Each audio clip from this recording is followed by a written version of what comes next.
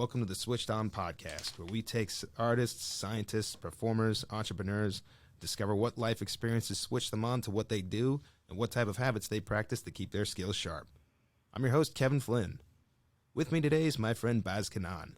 Baz is a self-taught photographer, videographer, and digital effects artist based in the UK with experience creating promotional material for other brands, smaller organizations, sports teams, musicians, influencers, photographers, and YouTubers. You can view examples of his work on his YouTube/Instagram page at Baz Creative. That's at BAZZ Creative. Baz, how you doing? Yeah, I'm doing good. Thanks for having me on. How's everything going on your end? Pretty good, pretty good. I first became aware of your work. For those who don't know, I met Baz online through a mutual self-improvement group by Dave Parada. You can also check that out on Facebook. Baz, you have experience in podcasting with another comedian. I think I named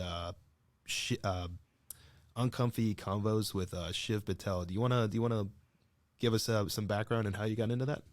Sure. Yeah. So basically, Shiv is a guy who I also connected with online through the same group Dave created.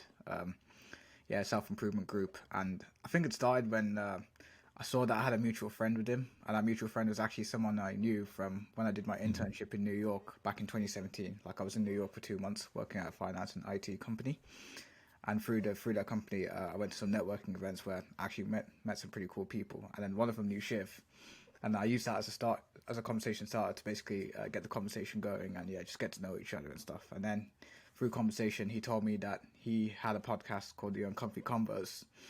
And then I think it got to a point where I suggested an idea, and he seemed very keen and on board with it. So I thought, we can try and shoot a podcast episode. And in which case, the episode was called Autism Anxiety. So we're talking about neurodivergent people and how they can overcome the challenges and just get to where they want to be in life and not let anything any chains hold them back, so to say. Yeah, and this was absolutely. back in 2020, during the pandemic. So we recorded the podcast basically on Zoom, and then he uploaded it to Spotify. And So you like you, I was also diagnosed with autism/Asperger's at around 7 to 8 years old. What was there a specific experiences, or was it a set of experiences that kind of turned you on to the your artistic side, your creative, or would your creative side, or would you say it was just something you've always had a passion for? Yeah, I think, to be honest, the creative side, it's like one of those things where I just figured it out over time. Like, it wasn't immediately obvious to me, but it's like I just came to the realization eventually after trying out a bunch of different things. Like, if I recall, my earliest memory was when I was on Microsoft Word back in Windows XP, which was pretty ancient. And I remember me being a huge fan of Pokemon back in the day. Like, I'd always go on the websites, I'd see all these PNG images of Ash Ketchum and all this. I copy and paste it onto Word and try and create some kind of story. But obviously with Microsoft Word, you can't really do any editing and stuff. It's it's very limited, and it's not really built for image manipulation. And I think that's the earliest experience I can recall when I was thinking, imagine if I had the tools and the power to create something cool or telling a story. And then it basically started from there. And then I came into 7th grade, or year 7 as it's called in the UK, where one of the teachers was hosting a class in Photoshop, and I wanted to sign up for it because I was just something I wanted to check out. And then everything just clicked. As soon as I had my first class in Photoshop, where I think I had to the task was to basically get a picture of Mario, and then there's a picture of the background, but transfer Mario onto that background. And I think I fell in love with the process from that alone. And then so once I finished school, I came home. I basically spoke to my parents and told them, I want to get a copy of Photoshop on the computer. So we got a copy of, I believe it was Adobe Photoshop Elements back then. I don't know if they still do it now, but at least back then, it was one of the cheaper and more affordable options at that time. So I was playing around with it, and I started practicing, playing around, watching tutorials, Like, to be honest, I spent even as long as a decade just watching tutorials and trying to practice my skills, and I just always trying to refine my techniques. So yeah, hope that answers your question. Okay, yeah. Let's see what else.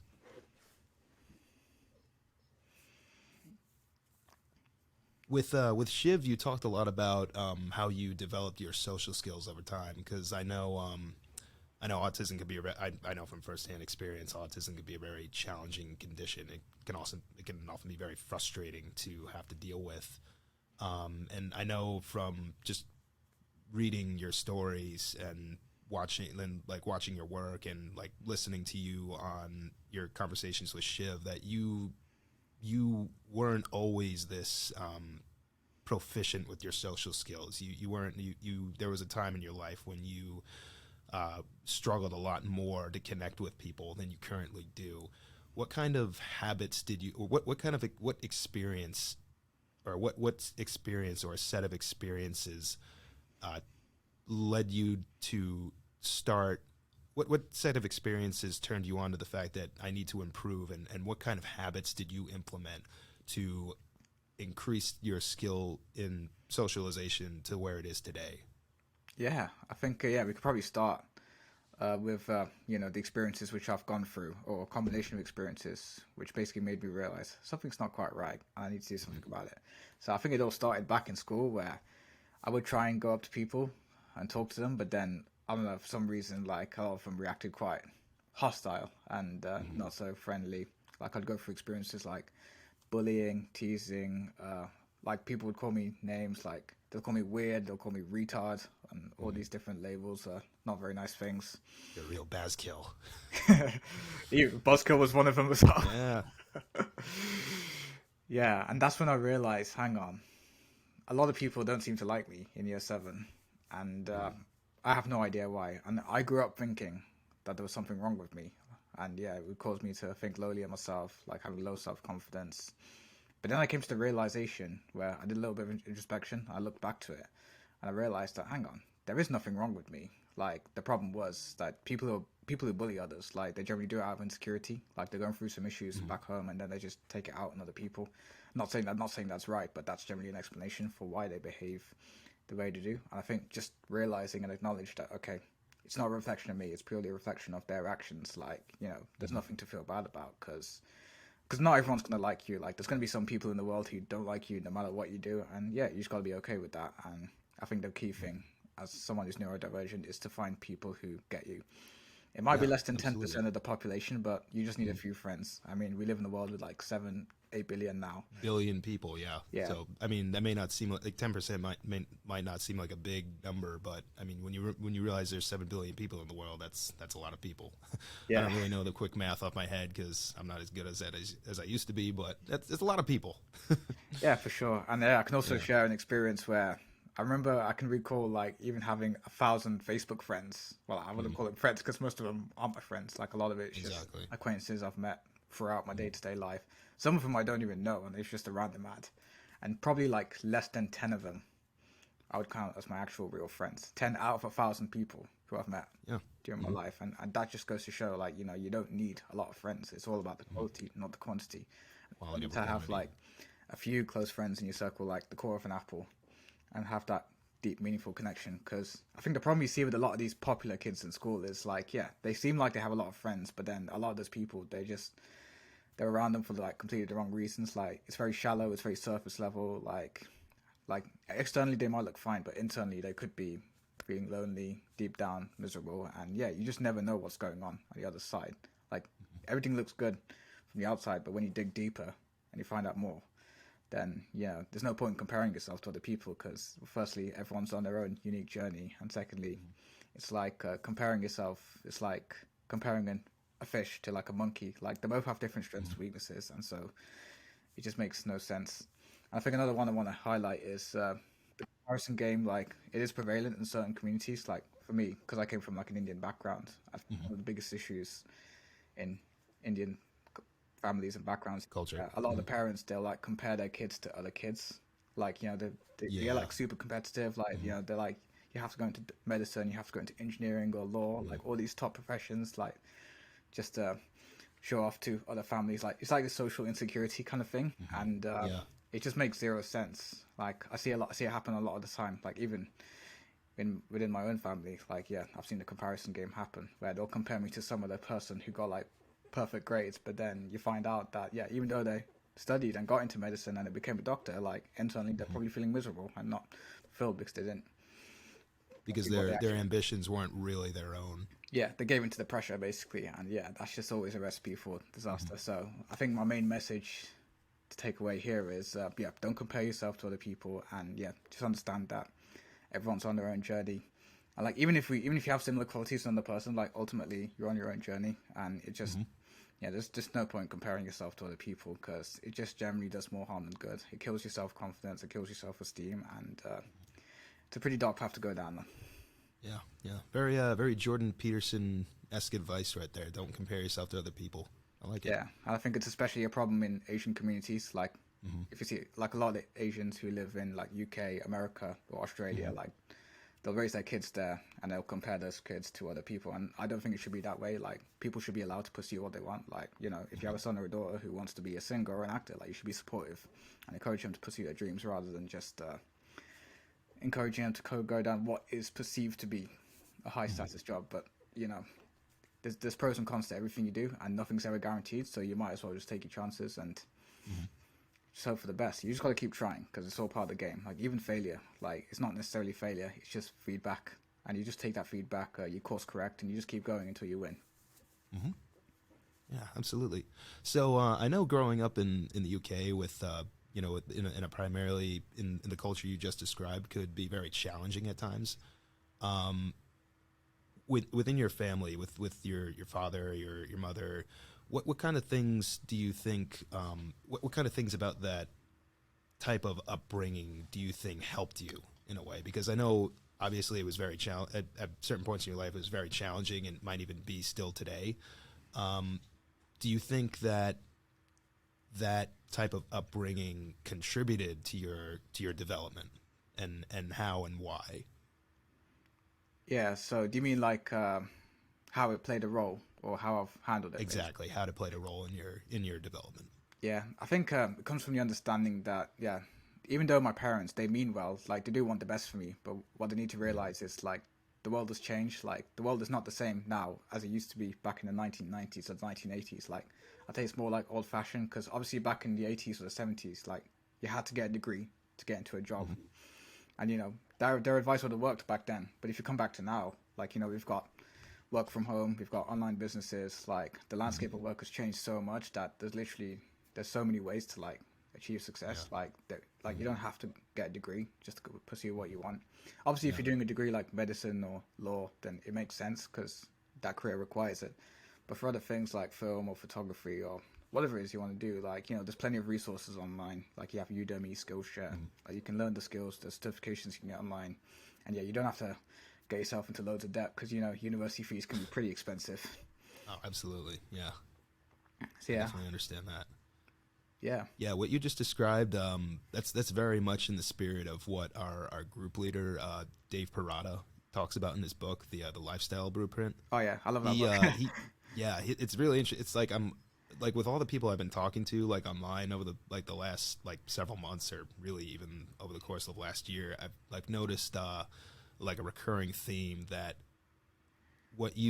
it's very much in the spirit of what you just said, and what Dave talks about in his book is to pursue is to do, not necessarily shirk your duties to society and like not have any sense of like social responsibility, but do what you need to do for you so that you don't necessarily end up living somebody else's dreams. And I think I'm grateful that you were able to articulate that just now for our viewers, and I think that's a really great strength to have.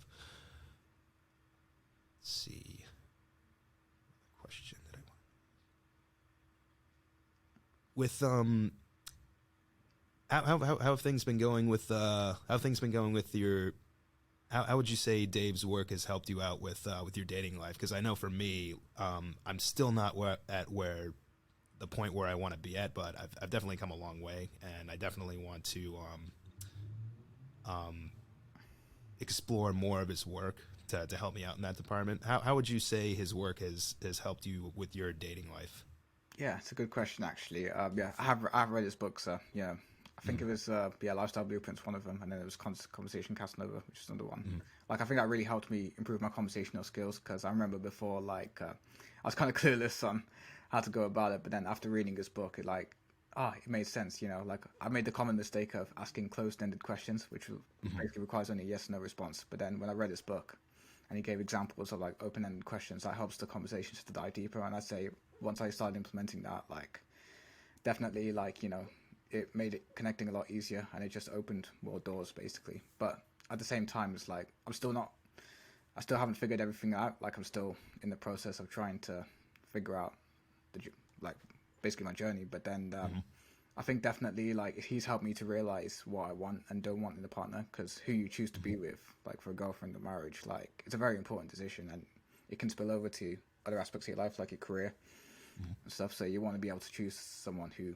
complements your life, and I think it's better to wait for the right person than just to rush in, because I know there's a lot of like societal pressure to get paired up by 25 and all these artificial deadlines. And like why too late according to whom? Like why do people think it's too late? Is it just because someone told you to, or you feel that subconscious pressure? Or is it because you really want to? Yeah, like you see all Exactly. your friends getting married, and you're like, oh, they're getting married, I want that. But then you have to realize that again, that stems from comparison, and everyone's on their own journey. Like some people happen to find the right person early, and others find it later, and that's absolutely fine. And most likely, I'm going to be one of those guys that finds it later, and that's perfectly fine because I've got other goals I want to focus on right now, like continue with the artwork, working towards financial freedom. Again, that's one of the reasons why I bought Dave's book, The Lifestyle Blueprint, because yeah, getting authentic advice to help me get to that point. So yeah. Absolutely, right on. Um,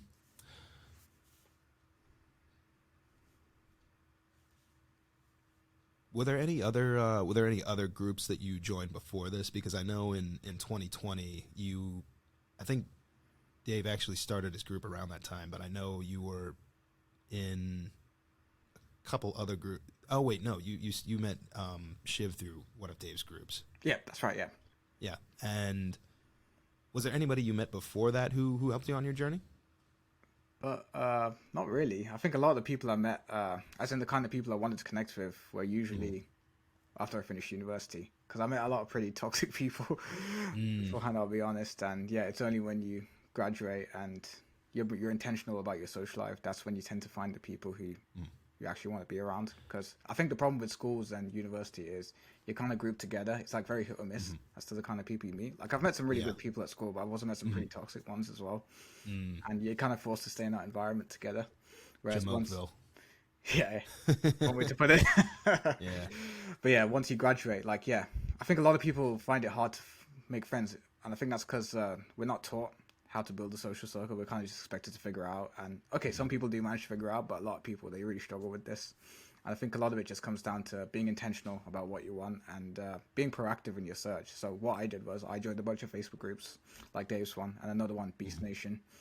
And there's another group that I'm part of. It's called the Travel Squad, where everyone who's interested in traveling, like they can join that group to meet like-minded people. They can travel together, plan holidays together, and yeah, they even organize events.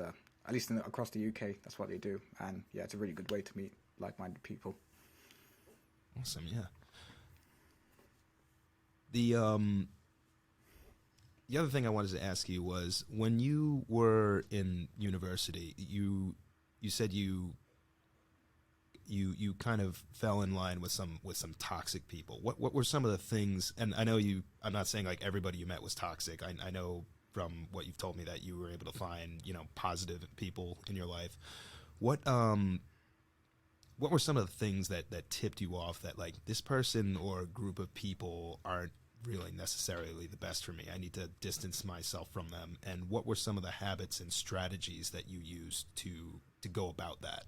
Yeah, I'll be honest. Because like you said, it's very like you're kind of just grouped all together, and you see these people every day, and there's really no way you can. I mean, it can be very difficult to avoid them when your curriculum or your university or your curriculum specifically requires you to interact with them in some capacity every day. Like, what were some of the strategies you used to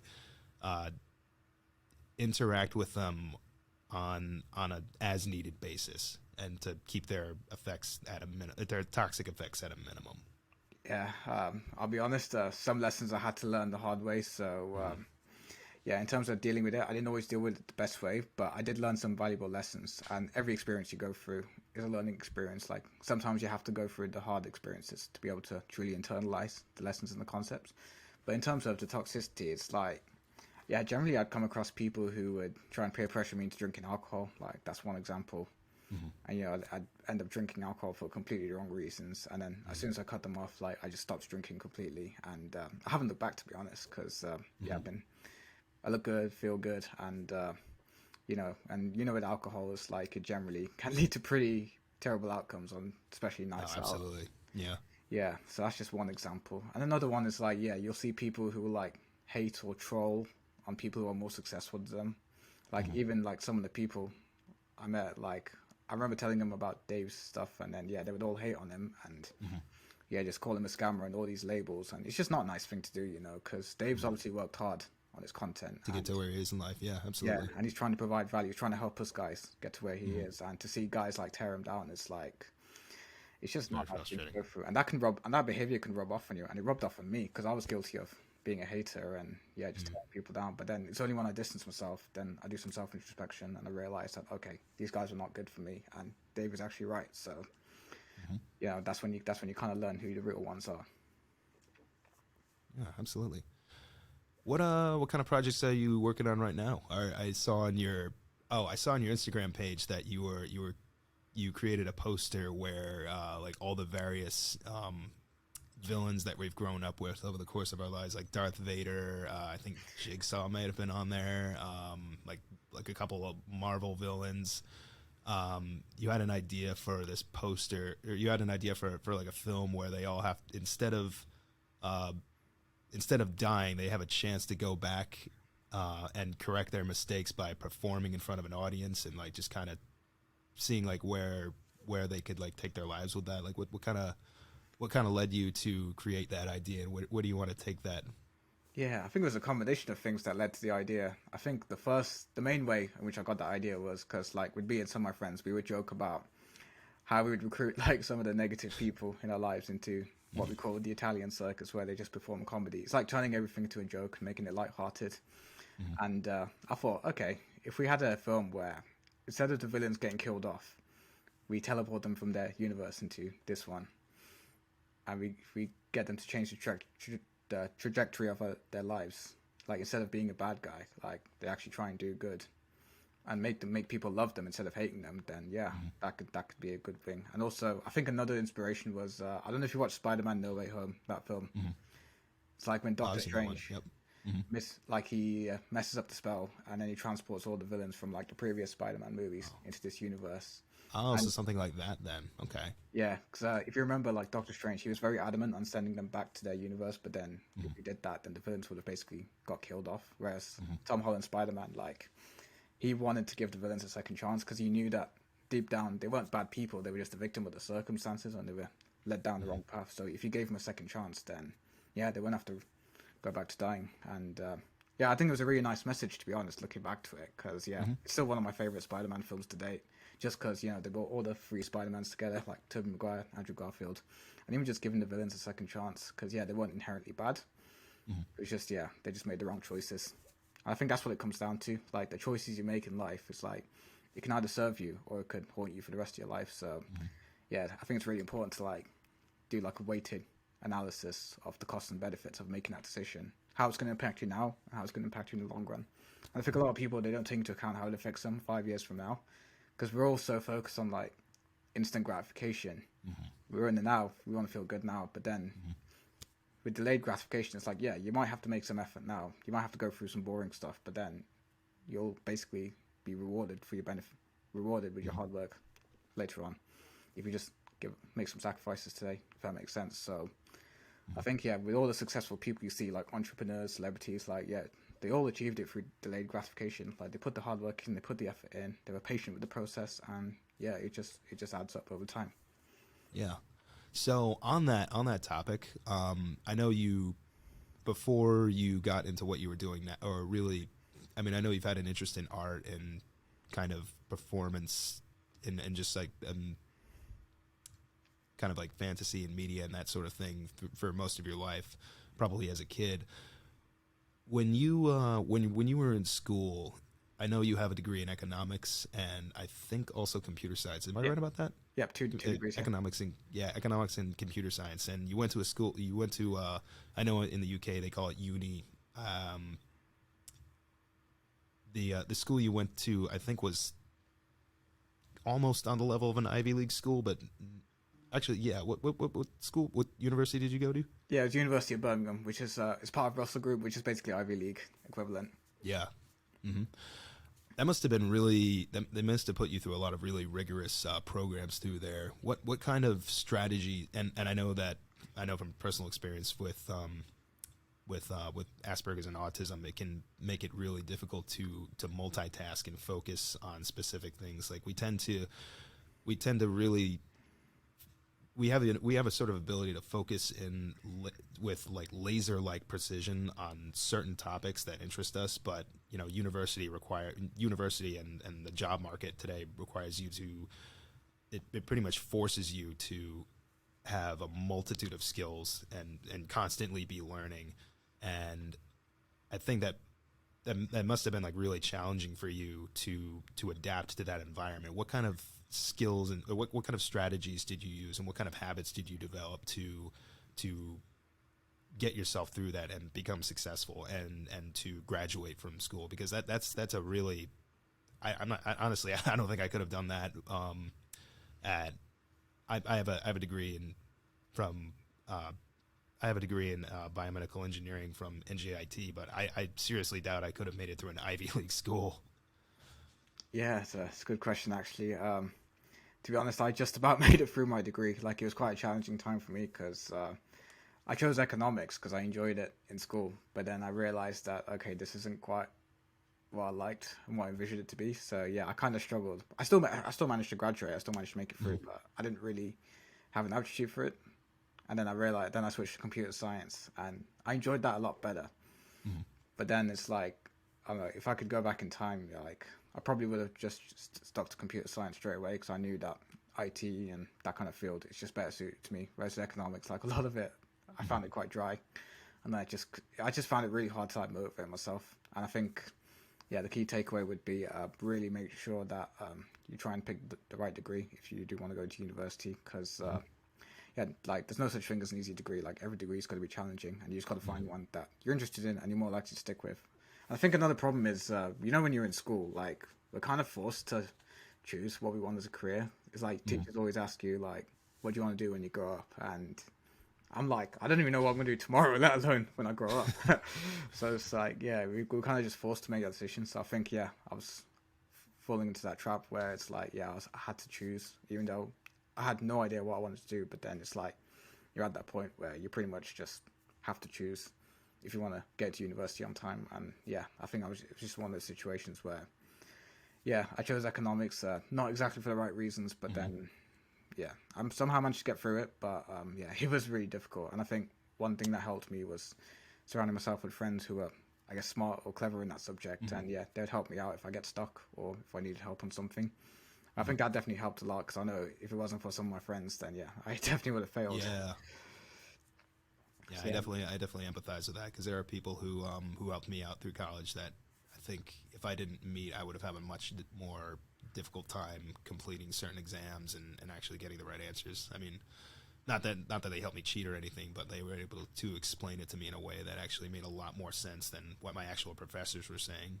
Because I remember through organic chemistry, I actually failed the first time, but then it can, and what you were saying kind of applies to this, because like one of my professors was actually blind, but he was really super intelligent guy. Like he just had a way of explaining things to me that made it click. And if I didn't have that, like I probably never would have gotten through organic chemistry. Should probably contact him after this. But that's I think that's pretty much everything I wanted to ask you. Is there anything you wanted to ask me? yeah, I've always one thing I wanted to ask was how do you deal with people who like like, haters or trolls or basically people who try to put you down? Like, I'm just curious, yeah, what your strategies were in terms of dealing with those kind of people. So with me, it's a little. With me, it was a little bit different. I could just. I sort of have this ability to ignore stuff. Like getting back to what I was talking about, having laser like focus. You get like when the older you get, the more developed your brain gets, and you kind of get a better sense of what's actually important in life. When you're a kid, you really don't have. It's kind of like what you were saying on Shiv's podcast with being trapped in Jamokeville, because you don't really get to choose your friends when you're in school. I mean, you kind of do a little bit, but really you're just kind of grouped together with everybody, and you're just expected to like kind of move around in that sort of petri dish, and you have no real control. I mean, you have some control, but really you're just kind of blown on the winds of fate to just kind of interact with whoever you are in with that environment. And with me, I just sort of have like such a like ability to focus on things that I really care about, that I have an ability to like just tune it out. But that can also be a detriment, because it can also make you blind to the intentions of certain people. Like I know I've been I almost got involved in a scam one time that if I hadn't been twigged on to by the people in my family, I very well might have fallen for it. But yeah, I would say just focus on what's important to you, and not necessarily what society tells you or what everyone else thinks. Yeah, 100%. Like, it's about making decisions for yourself, because it's good to take advice and listen to what people have to say. But at the end of the day, it's like you have to be able to take on board what's going to provide value to you and then discard what doesn't serve you. Mm-hmm. I think it's really important to be able to think for ourselves, because, again, it comes back to a comparison game. Like, if you compare yourself to other people, you're more likely to make decisions which could hurt you in the long run. So if you think for yourself and have that critical thinking skills, then, even if you make a wrong decision, like, you'll learn from it. But obviously you want to minimize the chances of things going wrong, and learning from other people's mistakes. Like, that can be the best teacher as well. Like, you see an example of someone else who's made wrong choices, which is basically detrimental. So when you learn, okay, he made that mistake, so I'm going to make sure I don't go down that same path. So yeah, and I think definitely self-improvement or self-development, like it's a really good thing to get into, because nobody's born perfect. Or even the celebrities you see on TV, like, they weren't always born like this. Like, they had to work hard, they had to build themselves, through either hiring mentors, reading books, going through courses. And it's just seeing that as an investment in yourself rather than expenditure. Because I think one issue I see with a lot of people is they value their money over time, whereas I think the way you should approach it is, even if you lose a bit of money, like, you can make it back. Like, that's not a problem. But with time, like, once you waste time, like, that's it. It's all gone, and there's no Superman to turn the time back. So you just kind of have to live with that. And yeah, I know for sure, like, with the one chance we get on Earth with life, like, yeah, we want to make the most out of it. Like, we don't want to make choices which could potentially regret in 5 years' time. And that's another thing. It just comes back to thinking about delayed gratification. So think about how you can help yourself in the future rather than the now. Because a lot of people, they generally live for today and then they struggle later on. I've seen that happen so many times. And I think a lot of it just comes down to, just learning from people who are where you want to be. Like, it's another point I want to bring on, actually. Like, if you want to take advice from people, you want to take advice from people who have the exact results you want. Like, you wouldn't take fitness advice from someone who isn't exactly in shape when it comes to gym. But so similarly, like, if you want to get advice on financial freedom, you want to take it from someone who actually has the results you want, not from someone who works a 9-to-5 job. Because, more often than not, people will subconsciously project their own insecurities onto you, and yeah, that could lead you astray. So yeah, absolutely. Yeah. So All right, yeah. well, yeah. Okay, I think that's everything I wanted to ask. Any closing comments? That's a good question, actually. So yeah, my message to people who are neurodivergent is, don't give up. There is hope on the other side. Like, I had a hard life growing up. I went through a lot of trauma, a lot of issues growing up, and even feeling suicidal at certain times. But then, yeah, bad times don't last forever, and everything balances out in the end. Like even the people who are popular in school, like I hear about them now. Like a lot of them, yeah, they may have done well in school, but then their life's declining now, and everything just balances out in the end. So you just gotta trust the process and trust that everything will get better, because everything will get better, and it has done for me. Like I can speak from my own experience. Like even though I had a hard life growing up and I struggled with a lot of shit, like everything's good now. Like I'm in a job which I'm pretty happy with, flexible working hours. I work from home, which is nice, and it also gives me time to work on my side projects and editing stuff. So it's a win-win situation. So yeah, Yeah, absolutely. Yeah, speaking of side projects, I'm glad you brought that up because you actually reminded me of another topic I wanted to cover. Just one more. I know I keep reviving this fire, and it's a little frustrating. But there was, I remember we were talking about through Facebook before we came on here. There was I told you. Do you remember what I told you about John Robinson? He was you know the band Kiss, right? One of piss. the overarching one of the overarching goals I have for this podcast is to raise awareness about this type of brain stimulation therapy called transcranial magnetic stimulation.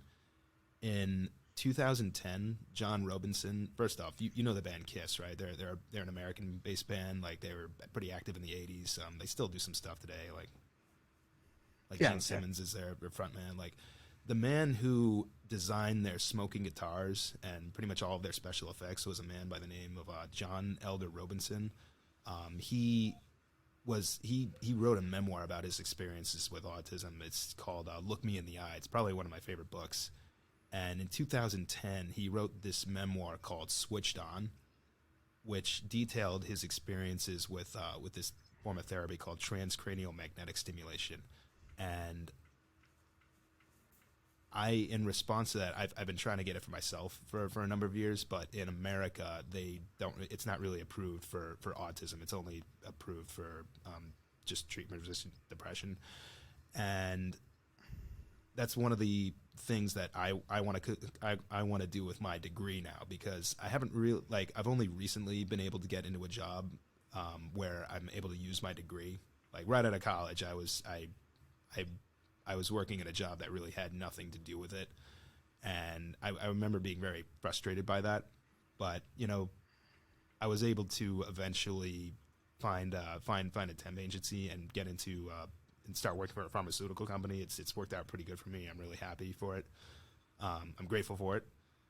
And what kind of things would you if you had kids with your condition, or with our condition? I mean, obviously it's not all bad, but some of it can be quite challenging at times, and I mean certain aspects of it I bet we both could probably do without. How would you feel comfortable having like your kid or your kid being subjected to this, like having electrical currents sent through his brain to activate certain regions to maximize the strengths of autism while minimizing the challenges or deficiencies?